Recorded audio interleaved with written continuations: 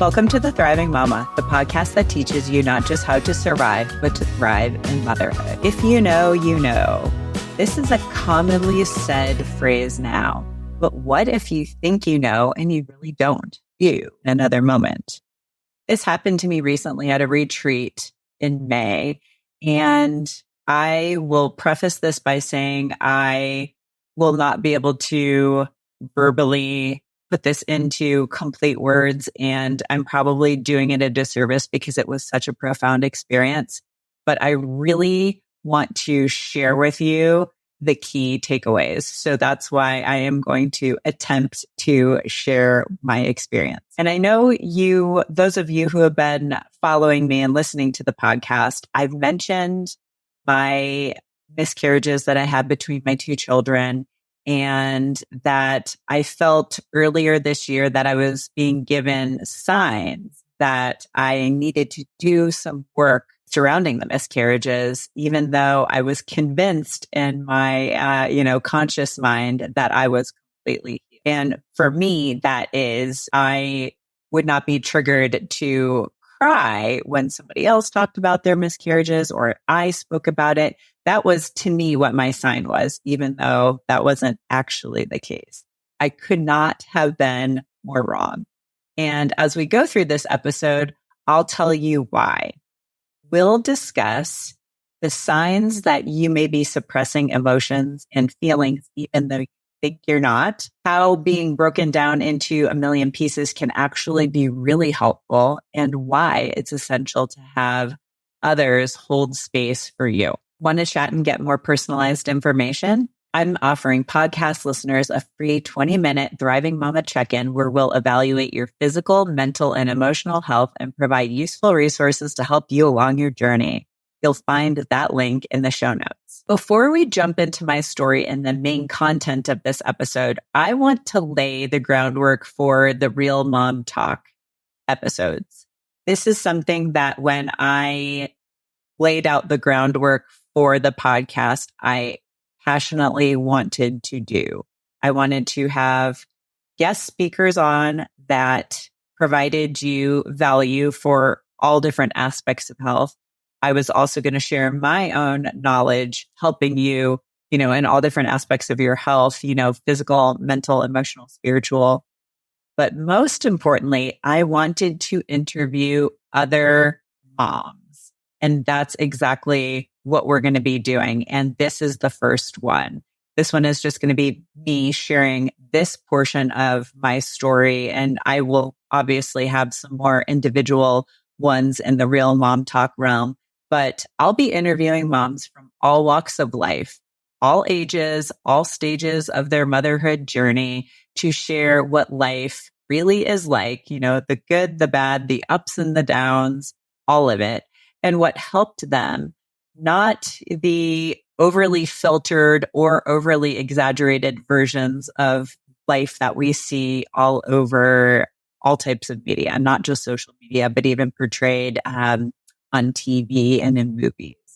My goal is for all of you to feel seen and heard and to walk away with tips and tools and ideas to support you on your own personal journey. Like I said, this was a big piece of why I wanted to do the podcast. And I want you to see women and people who look like you and that are experiencing what you're experiencing and have experienced it and can share all of their knowledge and wisdom with you. So let's jump back into my story.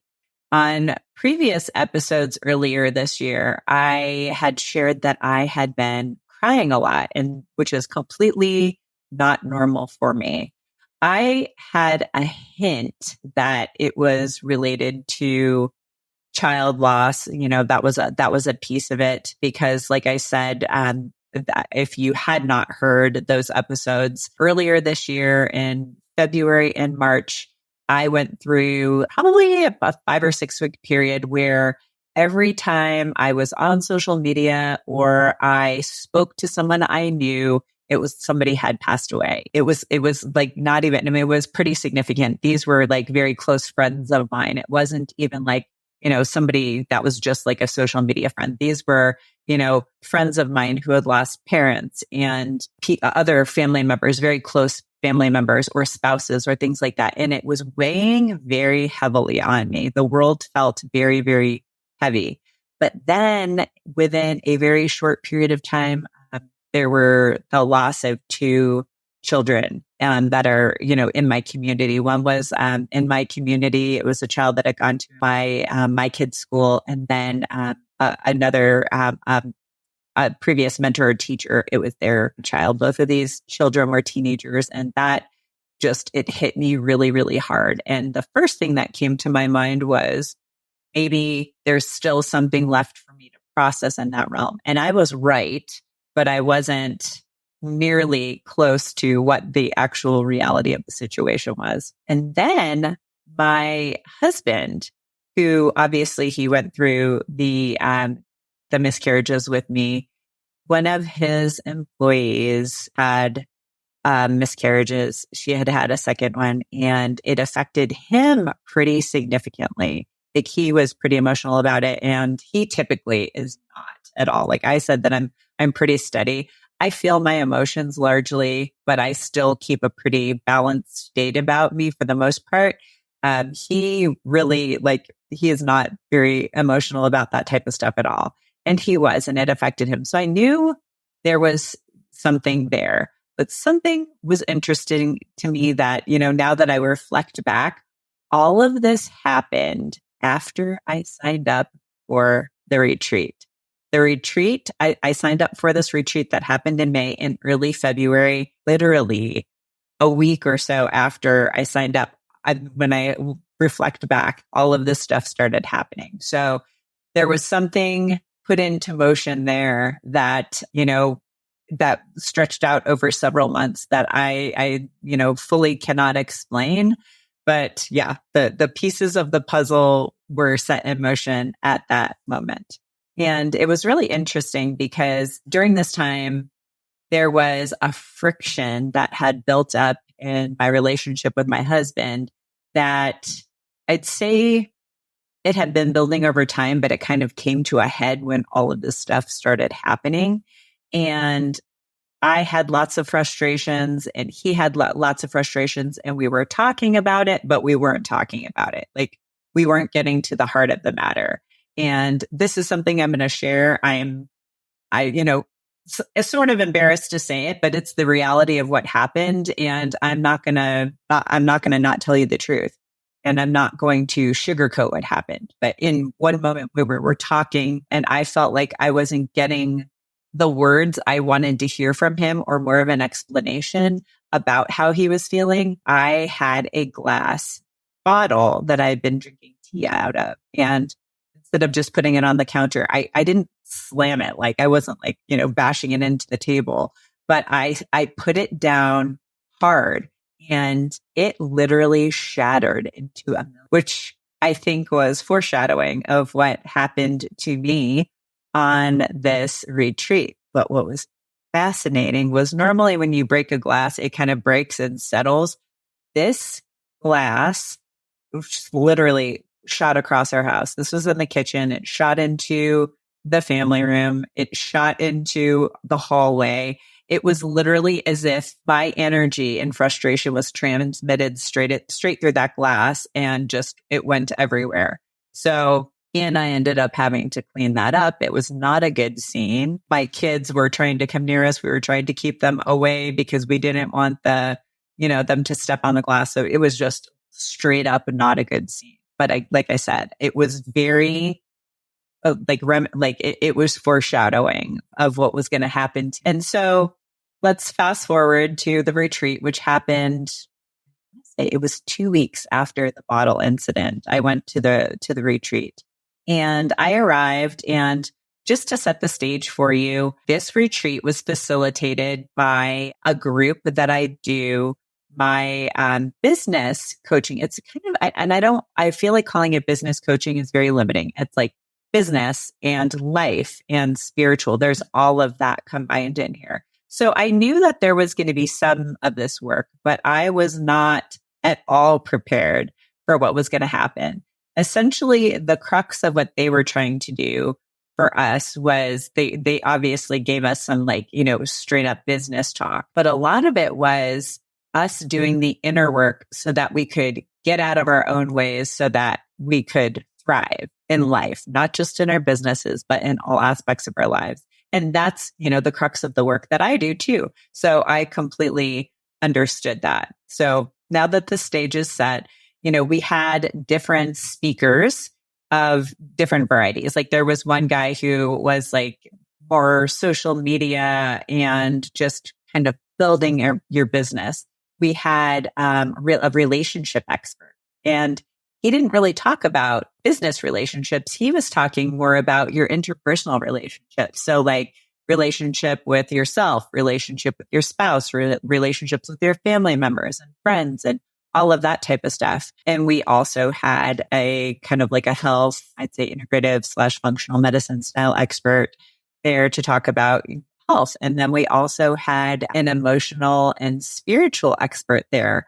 And so this all happened over a period of essentially it was 4 days, but it was really like 3 days with the time that we spent with each other. And so it started out, everything was fine. There were all these people there. There were 20 of us, people who I had met online, but never met in person. And some of them I had closer relationships with than others. So there were definitely some, I would say there were some friendships, there were some acquaintances, but there were a lot of strangers there, a lot of people who I really didn't know at all. And so that was interesting. But over this very quick period of time, we all became very, very close.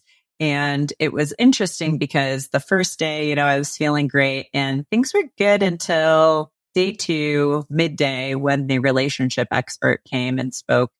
And he was talking about, just a lot of the dynamics of personal relationships. He was talking about his own experiences, and it fell upon me that when I processed the miscarriages, I made a huge mistake. And that mistake was pushing people away. And I vividly remembered when I had the first miscarriage, my husband came to me and he said, he was trying to support me. And I basically pushed him away and said, how can you understand this when you haven't gone through this? And I should not have said that. Straight up, that was wrong. Should not have said that. But that's how I was feeling in the moment. I was raw. I was hurt. I was vulnerable. It was the lowest and most depressed I had ever felt in my life. And that kind of set the stage for a shift in our relationship that affected us up until now. And yeah, I pushed everybody away. I had a few people that I talked to about it to some extent. And in some ways, I had felt abandoned by some of them because one of them was going to help me have a ceremony. And she kept on saying she was going to do it. And then she put it off. And then, one of them, another person who had reached out, she and I had gone through some difficulties just prior to that. And I just wasn't feeling safe with her. So I just felt like I had nobody at that moment. I just put myself in a little cocoon and I hid. I did not let anyone help me. But the worst part of it was that the person who probably I needed the most and should have shared all of those emotions and those feelings and that grief with was my husband. And I pushed him away, and I did not, I wasn't supporting him there either. And so I felt really bad about that and reflecting upon that. And that kind of was the tip of the iceberg, that aha moment. And so it was interesting because, like I said, I thought I had been crying for no reason, but I just was not there yet, right? I did not know. And so, like I said, as a retreat unfolded, there were many more ahas, especially during the emotional and spiritual healer session, because she worked with us throughout the whole day, and she worked with almost every person there. And in later episodes, we'll probably get into some of what happened there. Like I said before, it's very difficult to put into words what we experienced there. All I will say right now is like there's an idea in healing called the law of one. So when you have a bunch of people in a spiritual or emotional healing or trauma session, even if you are there holding the space for people, and you are experiencing the healing too. And I can say beyond a shadow of a doubt, I've done that several times, but none more profound than what I experienced there. And so there were many different types of healings that happened there. People who had like repressed anger, so many repressed or suppressed emotions. And so that I wanted to put that out there. I have some guests coming on in future episodes who were there with me, and we're going to talk about our journeys there. And so, yeah, I wanted to put that out there and set the stage that this is probably going to be something that unfolds, because when you go through some kind of like an experience like that, you tend to get lots of like nuggets, like insights and nuggets and just profound information after the fact. And I will say that I was there at the beginning of May, and I'm still getting, kind of downloads to this day and little ahas and awarenesses. So I wanted to put that out there. So what came out of it? I was very dark from, the moment of that, the speaker who started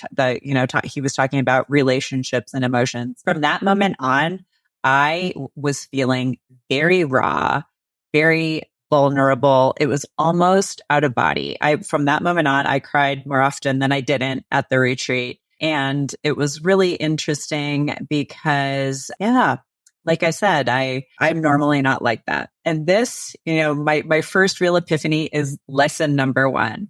And this is what it is. You may be suppressing emotions and feelings, even though you think you're not. This is exactly what I was doing. Like I said, I thought I had fully processed my miscarriages, but I had not. There was a piece of the puzzle missing. So let's set the stage here first. If somebody says that they have never experienced trauma in their lives, I call BS. I call BS on every human being who says that, because we have all experienced this. In the several episodes before this, I actually detail this. So if you're curious about why I'm saying that, you could go back to that episode. But trauma, we all experience trauma in many different forms. Sometimes it's like the big T trauma, the things that we think of as like, physical assault or verbal abuse or, being in a war, things of that nature. But there's all those little T traumas, like somebody ignoring you or making fun of you or you feeling abandoned. There's so many little things that happen. So we have all experienced trauma, and that sets the stage for suppression and repression of emotions. We're going to be talking about suppression of emotions, but I want you to understand the difference between repressing and suppressing. Repressing is what happens when you are like, when you're in an experience and you just are so overwhelmed that you can't handle it. That whole experience becomes repressed in your body. And sometimes you can't even remember it. There are people that I work with who, when we're going through the process, remember something that they did not, they couldn't recall it, when they were consciously thinking about it. It was something that was buried. So that's more in the realm of repression. Suppression is when you actively bury something. So that's like, I'm going through the day. I might get really frustrated and angry at something, but I don't feel that emotion. I don't let out that anger or frustration. I'd say those anger, just as a tiny aside, anger and rage are some of the emotions that we suppress the most, because we are taught to do that societally because it's not good behavior, right? But also because we're afraid of it. We're afraid of what happens when that rage comes up.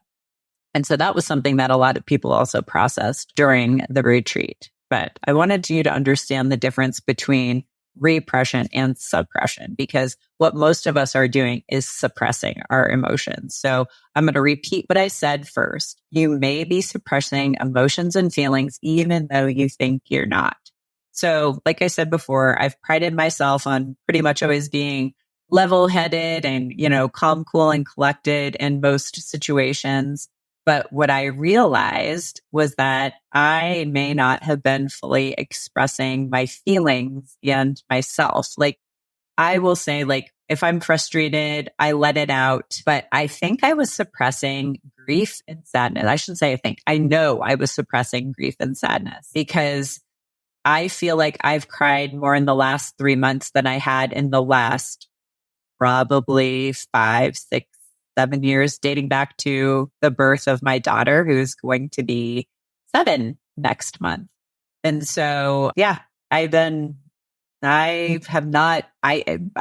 been letting all of that out. And I know a lot of it had to do, I remember in between the time my kids were born, I had the 2 miscarriages. There were a lot of tears during that. And at some point there, I probably shut that down, I didn't allow myself to fully feel all of that. And I also did not voice how I was feeling. And that causes issues too. So during, this process, like I said, I had lots of epiphanies, and I had kind of insinuated this before, but I realized that I hadn't processed a certain component of the grief from the miscarriage. And that was how I damaged the relationship with my husband and myself in the process. And I realized I needed to repair that to feel, whole again, worthy, good, good enough, all of those things. And if you had asked me before the retreat,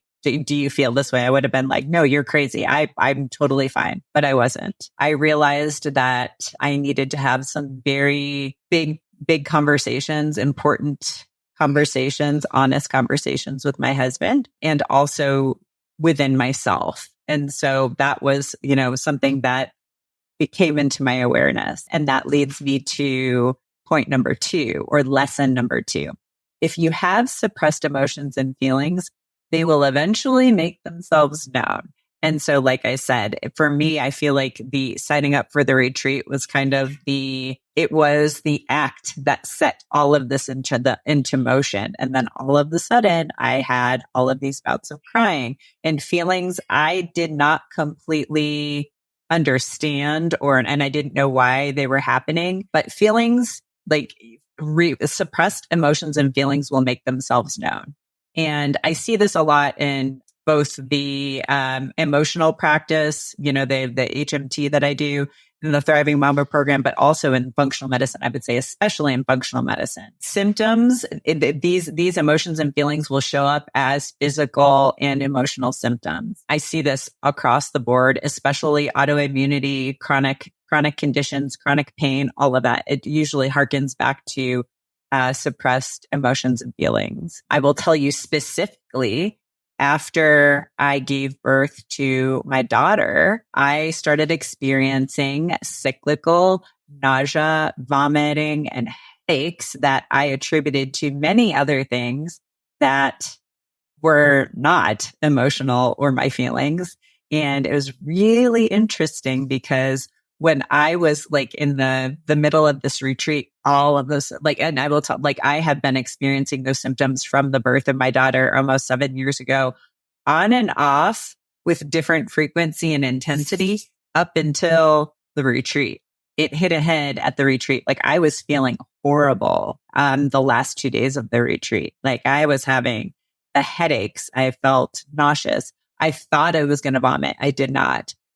Probably because I had some people there who were kind of doing some, work on me that they helped me get through it. But I was feeling horrible. I felt so horrible that when we were all saying goodbye, I kind of ran away. Everyone's energy was too much for me. And I just knew I needed to get out of there. We actually there was a park near there in the forest, and we went to the forest and we kind of did some forest bathing, and I felt really good after that. And I also had a friend do a little bit of work on me there, and I felt much better afterwards. And I went and ate a full meal, and that grounded me, and I felt much better. But yeah, all of those symptoms came up for me again. And it was not surprising, reflecting back on everything that has happened to me, in the past, 8 to 9 years.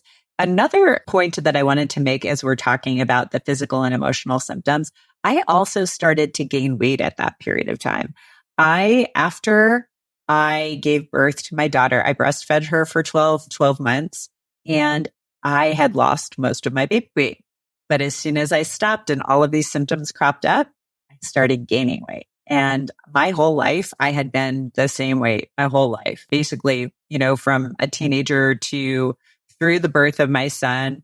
And then even after I gave birth to my daughter, I had lost the vast majority of the baby weight. I may have had a couple of pounds, but after I stopped nursing her and all of this stuff was going on, I started to slowly gain weight. And, in the emotional world, we talk about that weight being a protective layer or insulation from the outside world. So lots of times your weight is not just, a byproduct of eating poorly or, metabolic dysfunction. A lot of times there is, I should say, very, very, very many times, there's an emotional component that, kind of harkens back to, protecting yourself from the world. So I just wanted to point that out because to me, I thought it was all of the classic, physiological or functional medicine reasons that I was gaining weight. It was like hormone imbalances and, you were sleep deprived after you are,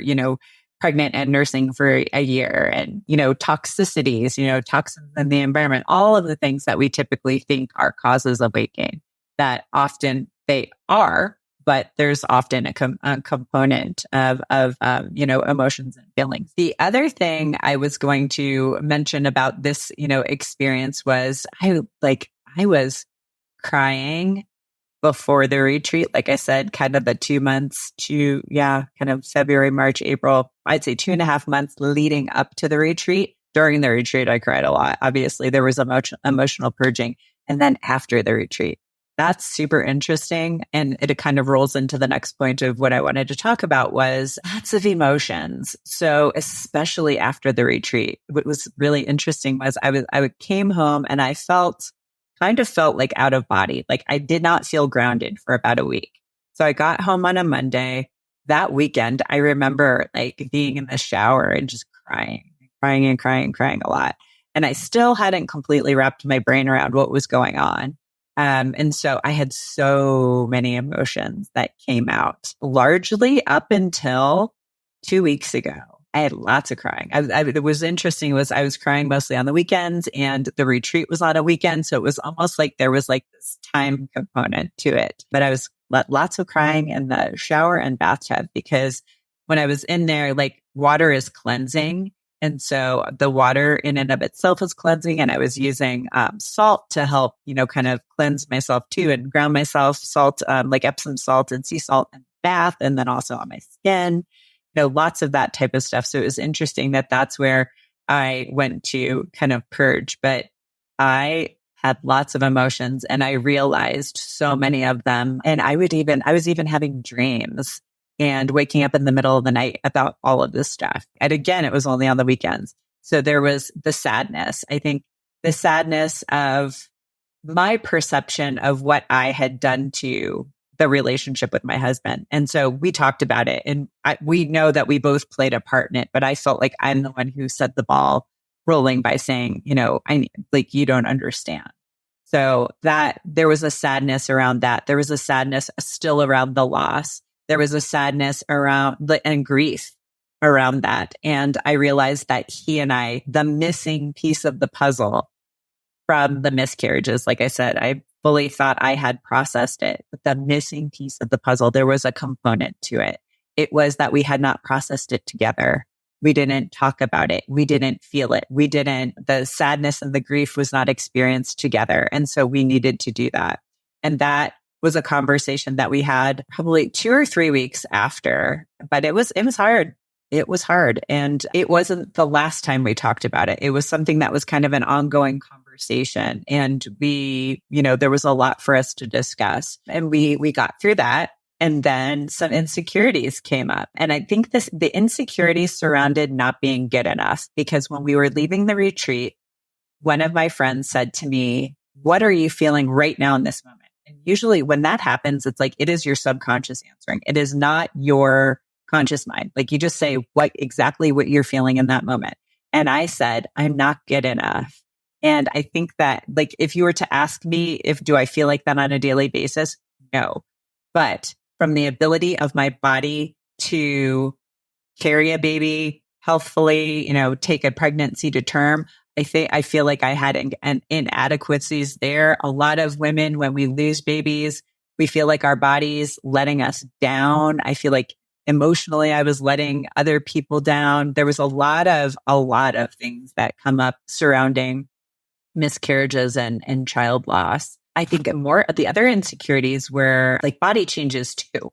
Like, I am at perimenopausal and my body is changing. There's all sorts of things that are happening. And I would like to say that 90% of the time I feel like I'm confident and I'm okay with these changes that are happening. But there's a 10% that I'm just like, like, what is happening? The skin and body parts are moving south, like, just not as energetic. I still have a lot of energy, but just sometimes not as energetic as I used to be. Lots of changes. There's hormone changes. Like, you can have mood swings. There's lots of things happening. And I think that there were some insecurities around that because my husband's not there yet. And he's still, great and amazing. And so I was just like, I think there were some insecurities there coming through. And those were things I had to talk to him about as well, being honest about all that stuff. And these were all really, really hard conversations. But I was raw and I was vulnerable and I let the tears come and I shared exactly how I was feeling. And, he did the same, which was really good. I feel like all of this was very good for a relationship, healing for a relationship, but it was all very difficult. When it comes down to it, like I said before, if you do have suppressed emotions and feelings, eventually they will make themselves known. But sometimes we need somebody else to pull them out. So, like, for instance, during the last day of the last full day of the retreat, when we had the emotional and spiritual healing going on, that's a lot of what she was doing. She could tap in and figure out what your biggest issue was. Like, was it repressed anger? Was it repressed rage? Was it a specific trauma? Was it abandonment? There were, lots of different things, but it was basically what she was doing was she was pulling it out of us because we had all kind of suppressed it. So it was really interesting. And that leads me to the next point. Getting broken down into a million pieces can be extremely helpful if you have the right, kind of facilitators or guides, support members, and a safe container. So like I said before, I walked into this, I knew some of the people, like I'd had, I'd say I'd had a 14-month relationship with the people who were holding the retreat and some of the members there. And I would say that some of us had developed friendships, but there were a lot of acquaintances, like online acquaintances, and some, I would say at least half were complete strangers to me. And so it was really interesting how the people who put the retreat together cultivated this container. It was really, really amazing and really special what they put together, where everyone felt safe. Everyone felt safe to say how they were feeling and just let it all out and let all of this, healing and growth occur. It's really interesting because it's one of those things where sometimes it's exactly what you need, even though it might feel absolutely horrible in the moment, like it did for me. There were some people there who were elated and on cloud nine for most of it. There were some people who had a horrible moment, but then were feeling amazing once once they resolved whatever it was that they were there working on. But for me, it felt horrible in that moment, and it felt horrible going home, and it felt horrible after the fact for a while. until I wrapped my brain around what was going on. And that's really important. It's like just feeling it and working through it and, just getting through the process is really, really important. When I landed I landed, this is really, really interesting too. I landed in the airport, got off the airplane, and it was Monday night and it was right before midnight. And when I walked out the doors of the airport, it was Tuesday. So it was kind of weird. It was like literally, I kind of felt like I was time traveling and it was like an out of body experience. But when I was driving home, it really just I felt like woozy, and it did feel like a kind of out of body experience. It was really, really strange. I'd never experienced anything like that before, but I still felt so raw. And I still had a little bit of the nausea left, but most of that left after I got home and was going through all of this. And it's interesting. I had, like I said, I had the headaches and the nausea while I was there when I left, but I knew it was part of my healing journey. And it was one of the keys. And I can say now, I had been experiencing that cyclically every, I would say 4 to 5 weeks. And I haven't had that happen since. So once I got home and I was feeling that way and kind of purged all of the emotions, I felt much better, and I have not had those feelings since. So it'll be interesting. I will keep you all posted on whether or not they come back, if it comes back at all, what the severity is. And, I think it'll be kind of telling and a guide for me, a physical guide to how my progress is going. And I often, when I'm working with people, will use guides like that too, symptomatic kind of guides. Can you bring those feelings back is something that I often ask people. One of the big things that happened in this, kind of safe container with the very supportive members and the facilitators was it made me aware of all of these things. I feel like that getting broken down made me so aware that I needed to still keep working on myself and work with others, especially my husband. That was like probably one of the key pieces of, this experience was, I think a lot of times when we're all going on our healing journeys that we think, once we've resolved something, it's done. It's not. Every time I think that, I feel like universe comes and says, universe or God, whatever your belief system is, it comes and says, nope, that's not the case. You need to keep working. And it's true. Healing is a journey. Life is a journey, and we need to keep on doing the work for us to be living our best, lives and be vibrant and thriving. So that's a really kind of key piece of this puzzle. And another piece of the kind of the container, the safe container, is it would not have been possible for that to happen for me or anybody else who was there without those people who were there. That was critical. We all need people and we all need support, which leads me to the last point and lesson number 4, which was it is essential to have someone else hold space for you. You don't always have to be the strong one. And this was the biggest one for me. You might think that all the other ones were, but really this was the most profound lesson for me, because I am often the one holding space for other people, given the nature of the work that I do. I've been practicing functional medicine for 18 years and doing like the healing and trauma work for the last, 4 or 5 years. I am often holding space for other people. And while I have on my journey had other people hold space for me, in the last probably year for sure, but I'd say 2 years, I have been doing a lot of the work with myself, and that's fine. It's totally fine. But I realized that was probably my biggest aha moment, is that I do, like I said, I'm a fan of coaches and working with other people and having a support team. I need to work with other people facilitating my healing sometimes. It doesn't always have to be myself. And it's really interesting because a couple of years ago, I stopped doing any functional medicine or, integrated medicine plans on myself.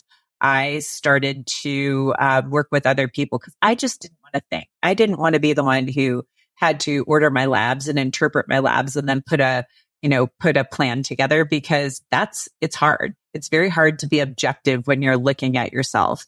And when you're having somebody hold space for you, they can be objective. They can be your mirror. They can highlight and show you the things that you're missing because you don't want to see that. So there's so many things about that, but they're also the ones who just that space for you. They're there for you and giving you what you need in that moment. And that's huge. I did not realize how much I needed that until I was there. I had, in that moment, we had like the containers where I had people holding space. But then after we left, I was there for an extra day with another 3 or 4 people. And there was a lot of, I think, conversations and healing that was facilitated there too. So, it can happen in many different ways, but I especially feel that we feel responsible to hold the space for everybody else. And I am telling you, you need to have somebody hold space for you. So let's get back to the, if you know, you know. In the end, I knew and I was aware. Finally, I feel, now that those wounds are fully healed. Most of them are fully healed. I know that there's still a few things that I need to work on, but now I know. Now I really know. And before I kind of thought I did, but now I really do truly know. And I wanted to leave you with this. We are all human. Life has, like I said before, ups and downs. There's good and bad. It's a journey, and you don't have to do it alone, and you shouldn't. You should not do it alone. And in our world today, that happens quite a bit. It's super easy to, hole up in your house and, just have your phone and not reach out and access all the support that you have in your life. We need lots of people and different kinds of support in our lives. You need to have not just one safe container, but many safe containers. And that can take many different forms with different people at different times. One of them, it could be your friends. If you have a set of friends who you feel comfortable and safe talking about certain things with, that's great. It could be certain relatives. It doesn't have to be like your immediate family. It doesn't have to be your spouse. It could be other relatives, that are, that you're close with, that you have like a bond with, and you have a safe connection there. It could be immediate family. I think it's really important to be able to have conversations with your, if you're living with your spouse, still your children, anyone who's living in your home. And that might look a little bit different too. And then also, you might have a special group of acquaintances or strangers, or, go to for me, I also have, there's a group here, it's the Real Authentic Women Entrepreneurs Group. And that's a group where I've got friends in there. There's often acquaintances there, and there's always strangers because new people come to our meetings. And no matter who's there, I feel like I can vulnerably and authentically share what I'm feeling and who I am, and be raw, just like the name of that group says. And I also, going to this retreat, sometimes you just have to take a leap of faith. I will tell you, when I signed up for that retreat, I was really nervous, and I didn't know why, because I'm normally not. But obviously, God, the universe, like I said before, whatever your belief system is, had a plan. And so that's, that I think that was all a culmination for me. But I just want you to be open to receiving the gifts from those encounters, and remember to reach out and ask for support, because you're not alone. If you made it this far, I truly appreciate you. Remember, knowledge is just the beginning. Taking action is what truly sparks change. If you're overwhelmed and don't have enough energy to make it through the day, I invite you to book a free 20-minute coaching call with me. It's a no-obligation chat where we can discuss your health goals and how I might be able to help you achieve them. Visit the link in the episode description to book that call. Until next time, keep striving for wellness, and remember, you have the power to not just survive, but thrive in motherhood.